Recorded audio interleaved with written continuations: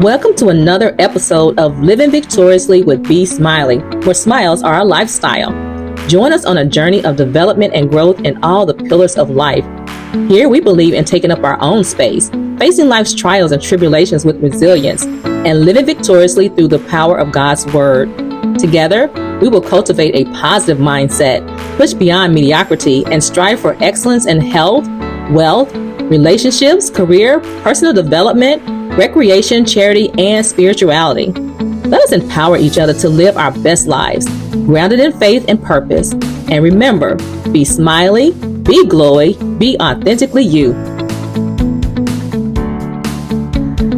Hello, and welcome to another episode of Living Victoriously with Be-Smiley.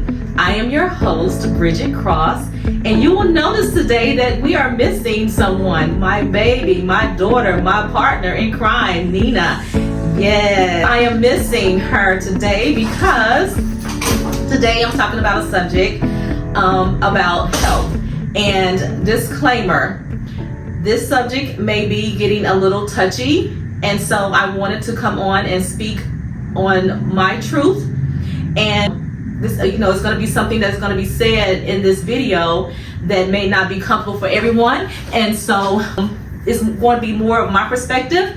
And so she's not here with me today, but just know that we are still together. We're still doing our thing. We are still the dynamic mother-daughter duo, right? But today is all about Bridget and talking about health, and health is wealth. So that is one of the pillars that we said we were going to be talking about, because health is very important to us, right? Because we know that without our health, there's pretty much nothing you can do. You can have all the money in the world, but if you can't enjoy it, if you can't get around to even spend it or use it, then what good is it? What profits a man to lose his soul, to gain the whole world? What profits a man to gain the whole world and lose his very soul? So we're going to talk about health. And health is not just about your physical health. Health is about mind, body, and spirit. So it encompasses all things. So I want to get into that subject. I want to dive deep into it because I want you to understand how very important it is,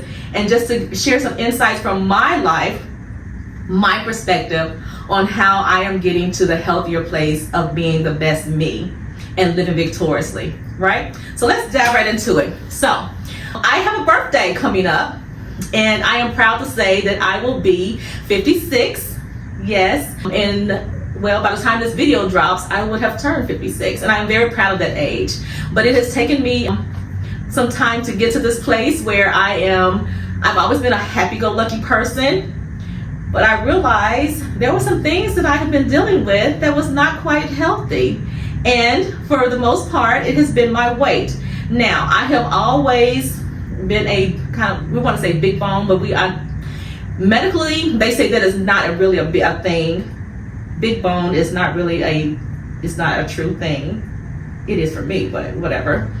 But I started picking up weight after I had my babies. And that's true for most people.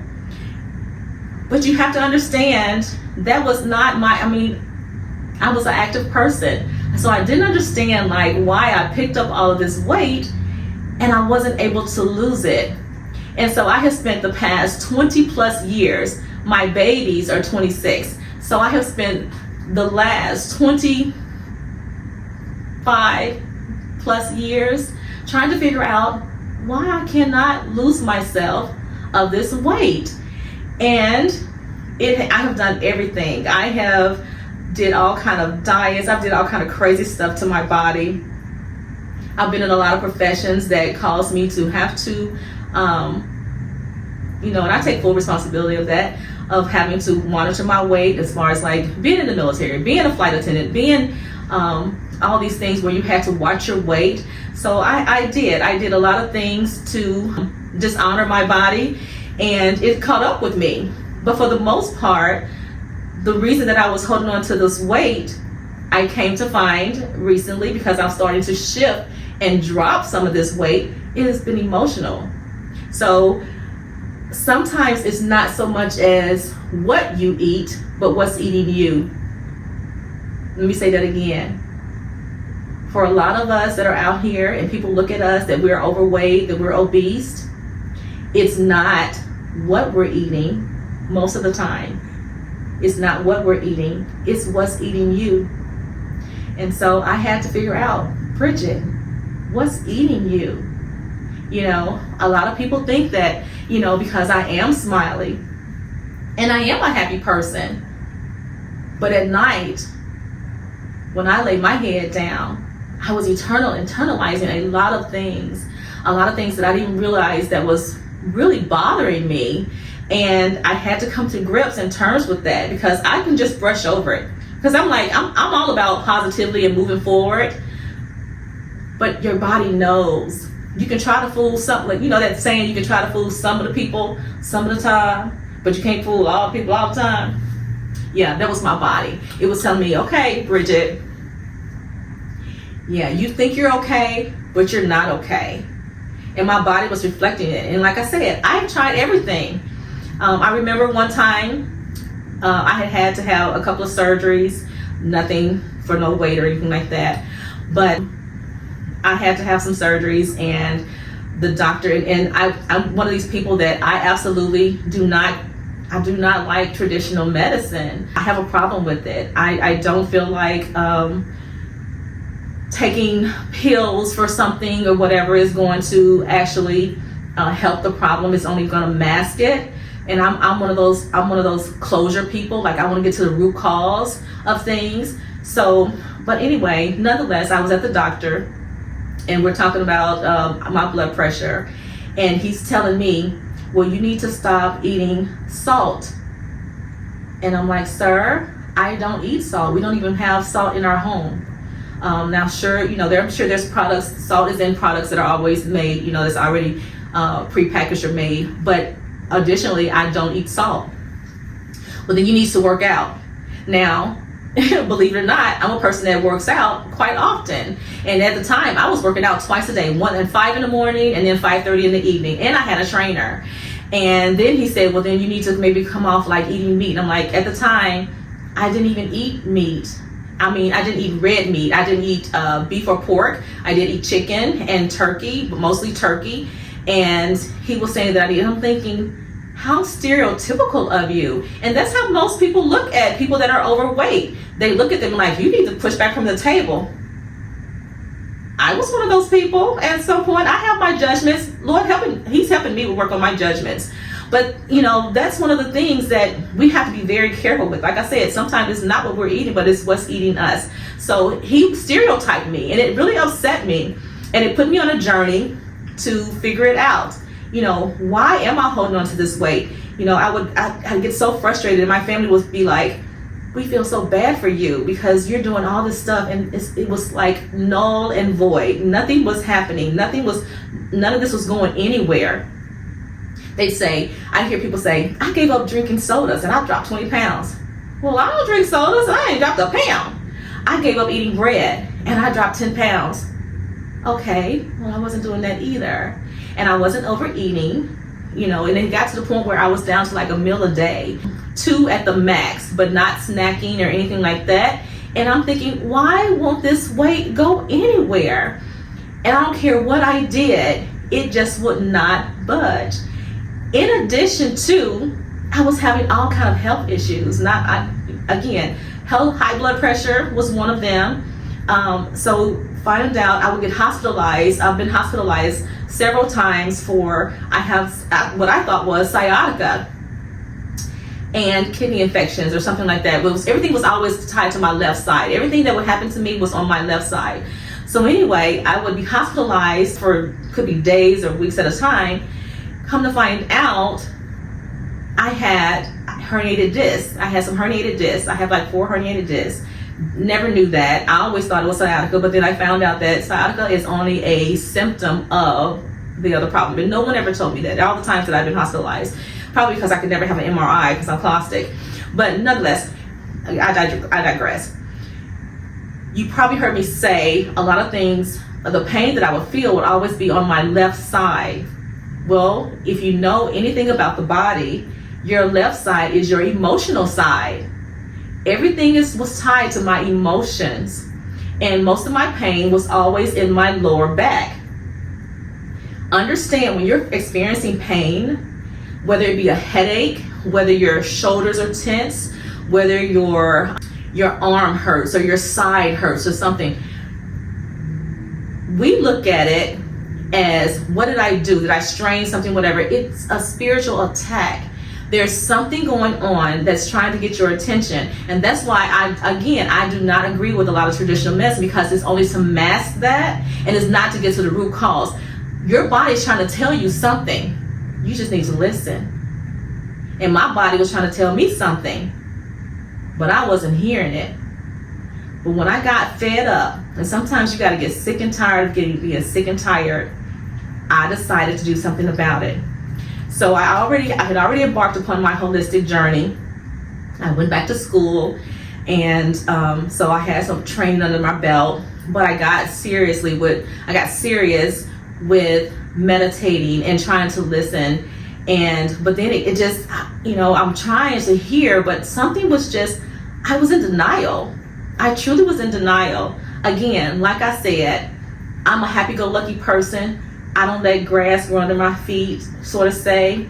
But it did bother me that, how people treated me and some of the hurts and things that I was experiencing. It didn't make sense to me.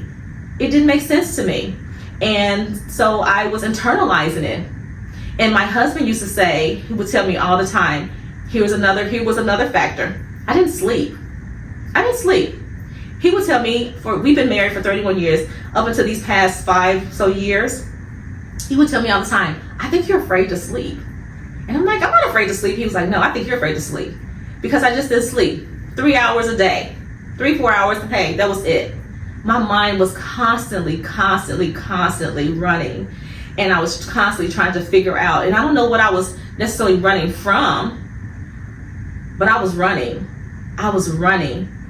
And which, finally I made up my mind to stop running and to get still and to figure it out.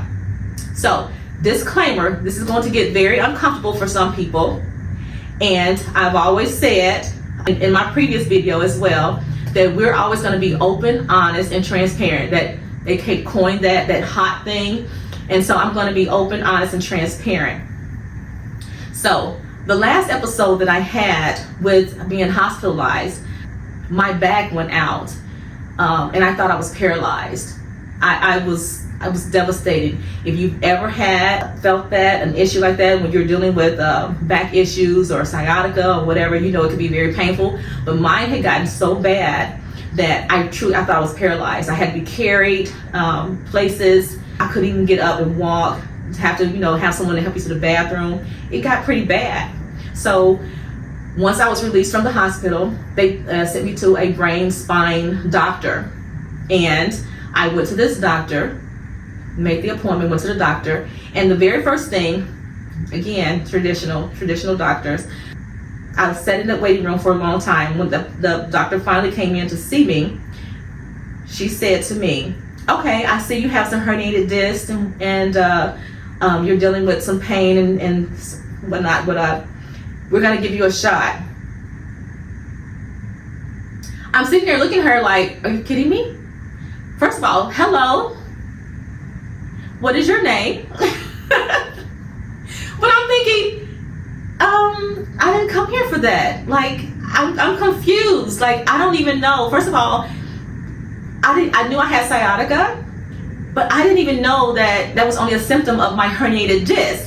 And how did I even get that? And is there some therapy for it? What can I do? Is there some exercise? Can it be healed? Can it be corrected? I needed some answers. I didn't come in here for just you to give me a shot, a cortisone shot or whatever that shot it was, and for me to go home. No, I needed to know, can you please tell me what it is that I'm dealing with and how it can be fixed? I didn't want to just get a shot. And plus, I've heard that, those cortisone shots, they're only good for you can get so many of them and then it don't work anymore. No, I'm looking for the long-term thing. I'm not looking for any short-term relief. I'm looking for the long-term. I'm trying to live longevity here. I'm trying to live for a long time. And so it really threw me. And I said, no, ma'am. I said, that's not what I came here for. I said, I really would like some more information. Like, could I do some therapy or whatever? And she was like, well, yeah, but what are you gonna do about the pain? I'm like, I don't know, but it won't be this. And I'm like, no. And so she said, well, I'm gonna give you a prescription. And she gave me a prescription for some really, really strong, and I still have it to this very day, very, very strong painkillers. And I was very put off. And so I left there thinking, I don't know what I'm gonna do. I don't know what I'm gonna do, but I know this is not it. And so here's where it gets sticky, right? So at the time I was living in Arizona, and I had some friends, and we had talked, in Arizona, cannabis is legal. And so they were telling me about, they were like, well, we know you don't like this, but have you tried this? And I'm like, oh no. So growing up, I was one of those people that people would say, oh, you were look like like the little goody two shoes. And, listen, if it sounded wrong, it wasn't for me. So all I seen was, when I was growing up, that commercial that used to say, this is your brain. This is your brain on drugs. And I'm like, okay, yeah, so you can miss me with that, because I'm not trying any of that stuff, right? Well, they were like, have you thought about cannabis? And I said, nope, not at all. And they were like, well, it's natural, and I'm not into the whole traditional thing, so I'm into holistic. So they were like, why don't you think about it? So I went home and I started researching, and I started watching videos, and I started listening to testimonials. And so I consulted another doctor, and they were like, yep, you could use it for pain management. And I was like, okay. So I prayed about it a lot and thought about it, and I'm like, Now, when you hear me say I prayed about it, I don't want any of those your spiritual, religious people to get like, oh my God, that is not of God. Keep listening. So I decided to go that route. So I consulted a doctor, went and was awarded a medical card. So I have a medical marijuana card, and I tried my hand at cannabis. I researched every strand that I was ever given. I know all the differences between a sativa, indica, a hybrid, whatever, what it's supposed to do, what the fillings for it is, blah, blah, blah, right? Never ingested anything that I did not know anything about, right? So I know that's a shocker for some of you. It was a shocker for my family. They still look at me and they were like, I don't do it today, but still, they still look at me and be like, I can't believe you ever did that. And I'm like, me either. But I did. Because, and here is what I want to say.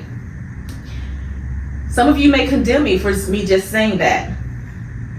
And that's okay. It's okay, because we all have our journeys, right? But I tell you, from the time that I did start until the time that I quit, I never experienced another moment of pain.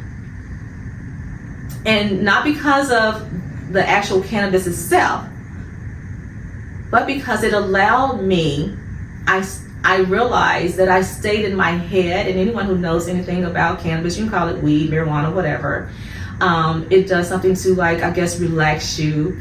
And I think that's why it is over abused today.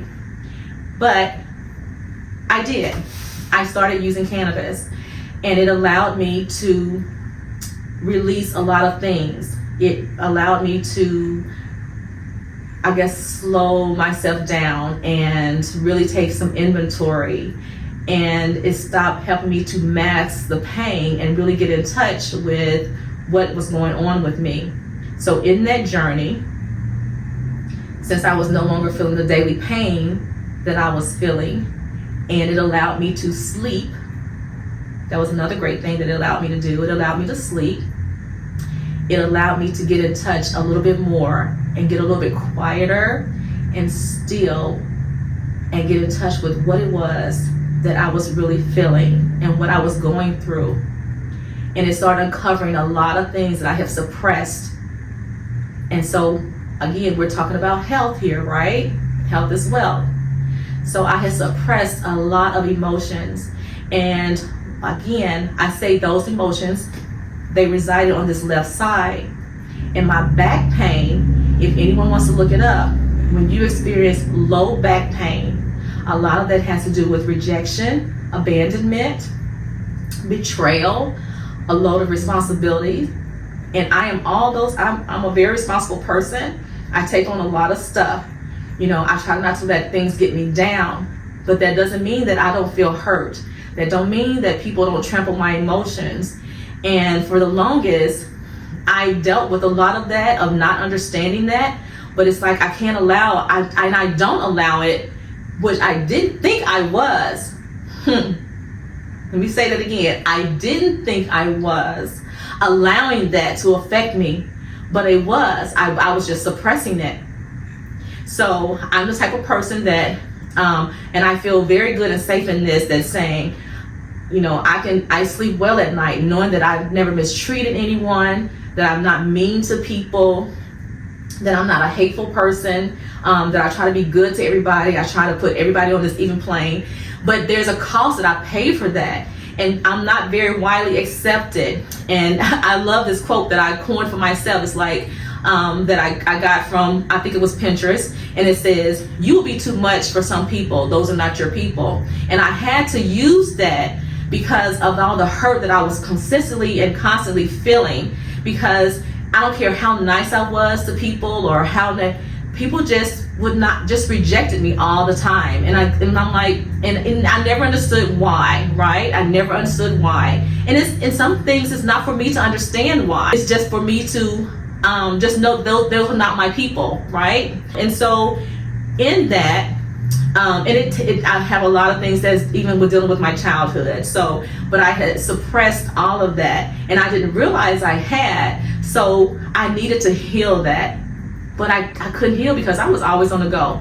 Always on the go. My mind runs constantly. I'm constantly thinking about what's the next new thing, and God finally said, I need you to get still, my child. I need you to get still. So whether you believe that it was of God's hand or not, what I'm saying is, through cannabis, it allowed me the space to get still, to get quiet within myself, and to actually find God. And I know I'm going to get a lot of flack for that. But I want to continue on this conversation because, like I said, it allowed me the space to figure out what was going on with me, to get quiet and still, because I wouldn't be still. I wouldn't be still. And it allowed me the space to get still and to get quiet and to meditate and to really hone in on, girl, what is going on with you? Why are you in this situation? Why are you in this pain? It doesn't make sense. You're doing everything right. You're doing everything. You're trying to eat right. You're trying to exercise. You're trying to treat people right. But something is not right here. So once I did that, and the thing about, there's going to be a lot of sayings about how we feel and across the world about how we feel about cannabis. And I'm just going to say this because, like I said, there was a segue into just a part of my healing journey. We condemn what we don't understand. Like I said, I didn't go into this blind. I went into it. I researched, I studied, and I made sure that what I was doing was not detrimental to me. But we have no problem. And I'm not advocating for cannabis, so don't hear me when I say that I'm not advocating for it. But I don't see how sometimes that we have such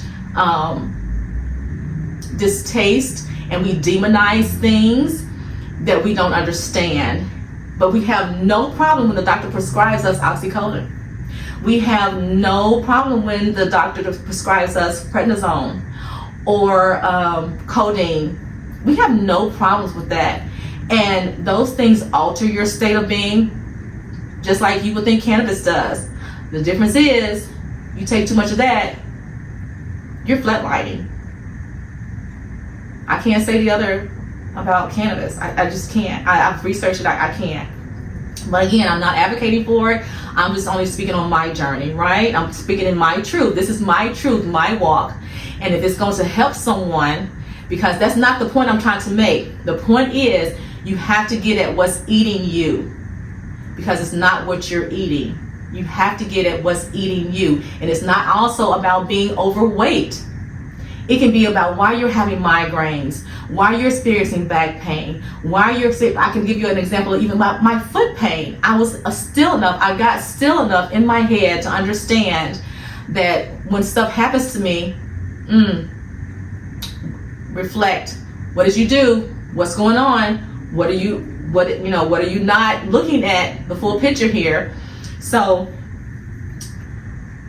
I said that to say we're so quick to run to a doctor and get prescription drugs,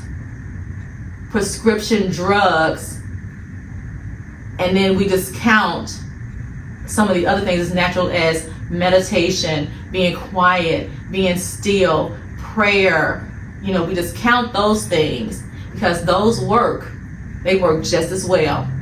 And my thing is, you can run to a doctor or a skilled profession, but why not run to the one who created them? Think about that. Let's cut out the middleman. Let's go straight to the source, right? So I digress. So just getting still, like I had an incident back here a couple of weeks ago where my foot, I have plantar fasciitis, and excuse me if I don't say that completely correct, and tendonitis in my foot. Well, I had it for years and it went away. Which they will say it will go away depending on like some weight, some things that you do. I stopped completely eating meat 9 months ago, and the inflammation it's just been phenomenal of like how the inflammation has left out of my body. And like I said, that's my journey. I'm not telling anyone to become a vegan, because some people, hey, if you like your steaks, go for it. To each his own. For me, it didn't work for me. My body was holding on to too much of whatever that's in it, and it was causing me to be inflamed. So I had to let it go, and I feel so much better that I did. Well, the foot pain came back a couple of weeks ago, and because I'm not eating meat, I had this moment, and sometimes I'm still guilty of some emotional eating. So I was like doing like tater tots and French fries, and I don't really do like a lot of fast foods because you can't. And so, but I had some French fries that I think just really took me over the edge. It was from a very famous chain that we all know, and that I don't think the French fries are really real, but nonetheless. And I woke up, I could not walk. I was limping. My daughter was trying to help me to get to places. I mean, it was almost like I felt like a crawl. It was just so painful. And I had to get still, and I looked it up. What's going on? What causes this? First thing popped up, French fries. Okay. So again, sometimes you just have to listen. You have to get still, but if you don't get still, you won't know. And so I'm like, okay, now you can miss me with that then. Because if I gotta feel like that just for the sake of some French fries, baby, it's not even worth it. So nonetheless, I'm not gonna say I'm never gonna have a French fry again, but I overindulged. And that's what anything in excess is a sin. Anything that you ingest, whether it is through sight, hearing, that is not, and you know that it's not good, is a sin. So, and it's going to manifest itself. So, back to the reality of what I'm going through, right? So, in my stillness of finding out what was going on with me and realizing that I had suppressed a lot of pain and betrayal and just hurts, just being hurt. Life, we say life is hard. Life can be hard, but living is easy. And I say that because if you cast your cares on Him, that's what the word says. If you cast your cares on Him, He will care for you. And so I got still enough, because I'm not a complainer. I got still enough to cast my cares on Him. And I was like, and the more that I found that I got in the Word, I was able to get still and really start getting and diving into the Word of God, the less I needed the cannabis. And so I say that because there are a lot of people out here who are struggling with PTSD, because life is hard. Life be lifing, man. Life be lifing. It is hard. And we're masking it. We're masking it because we don't want to deal with the realities and the truth of it. But life can be joyous. You can live victoriously. You can. With God.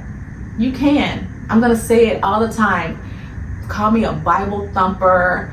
I worried about when I embarked on this journey of being like this, because I've been in church for a minute, and I'm not going to say that it has all been good and gravy. I've had some really traumatic experiences, but that's not with God. That's just with church. That was with people. And so in that, I knew what that knew what that looked like and what I didn't want it to look like. So I was thinking, oh gosh, I don't want to come off as this holier than thou person. I don't want to look at like this holy roller, right? But then I got the word, and the word said, "Be ye holy, for I am holy." And I was like, oh, okay, touche.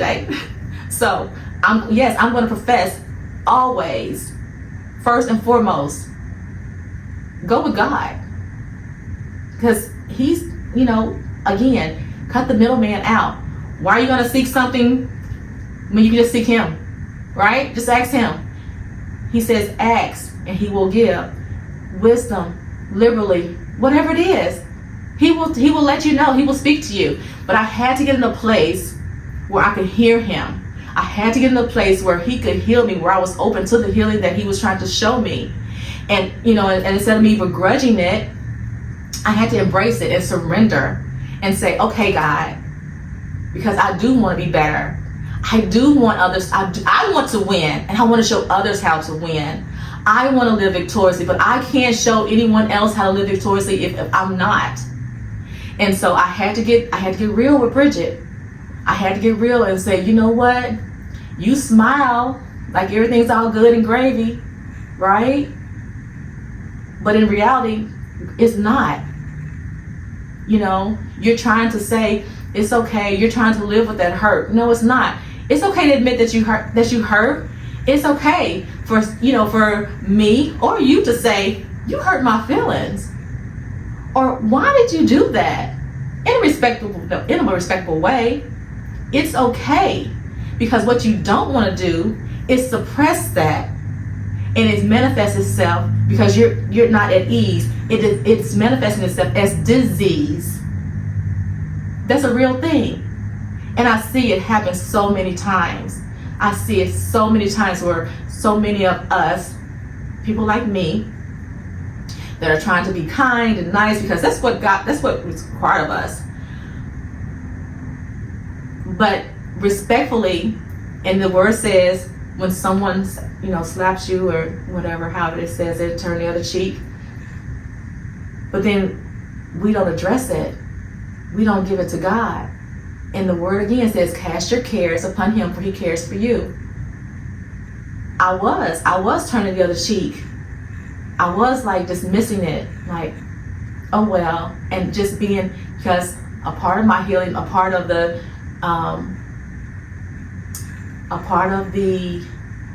analogy of what I found out what was going on with me as being a people pleaser. And I spoke about that in the first video. I was a people pleaser. I was a people pleaser because I didn't want to feel that abandonment, that rejection, that hurt that comes from being alone. I didn't want to feel that. So I stuffed it. Instead of just addressing it, I stuffed it. And when I stuffed it, it blew me out. I kept stuffing, and the more I stuffed, the more I grew. The more I stuffed, the more I grew. And I stuffed a lot. But God. So again, but when I got quiet, when I got still, and I was able to really tune in, and I'm like, Lord, help me, because I can't fix this. Something's going on. I've tried it all. And that's how most of us come to God. When we've done all that we know to do, we go to God, right? Well, it's true. It's true for the majority of us. It's true. It's true. Saying is go to God. But some of us don't know to go to God. And I know you're probably thinking, well, why come you just didn't go to God? Why did you have to go the route that you went? Because truly, substance abuse is a real thing, and we can over abuse it. So again, I'm not advocating for it. But here's what I mean when I say go to God. Going to God, you have to know that He is. And it's, for a lot of us, it's a trust issue. We don't know that we can trust God because we don't fully understand. But you can't, and you won't know until you get fully into the Word of God. It's just like with your car. You may have a car, and you're just not going to loan your car out to anyone, not even your own child or your family, whatever. Because it's like, first you're going to ask, do you have a license? Are you insured? Do you even know how to drive? So you're not going to just trust stuff to anyone. You're not going to just trust your most valuable possession. And your feelings, your well-being is your most valuable possession. Who you are a jewel. And so I understand you're not always going to be so trustworthy to give that over. But you can trust. What I'm saying is you can trust God. The only way you're going to know how to trust Him is to get in His Word. And so I didn't know. And you don't know what you don't know until you do know, right? So that's why I'm telling you, if I can help you in those steps, hear me. If I can help you in those steps, then that's what we're going to try to do. So that's what this is about. So I hope that you've been blessed by this podcast. I really just wanted to get on and just share my most vulnerable self, my most vulnerable moments with you. This is what we're going to be doing. So in that, don't forget to like, share, subscribe, and share. And I want you to always live victoriously and be blessed. But in the meantime, and in between time, remember, be smiley, be glowy, be authentically you.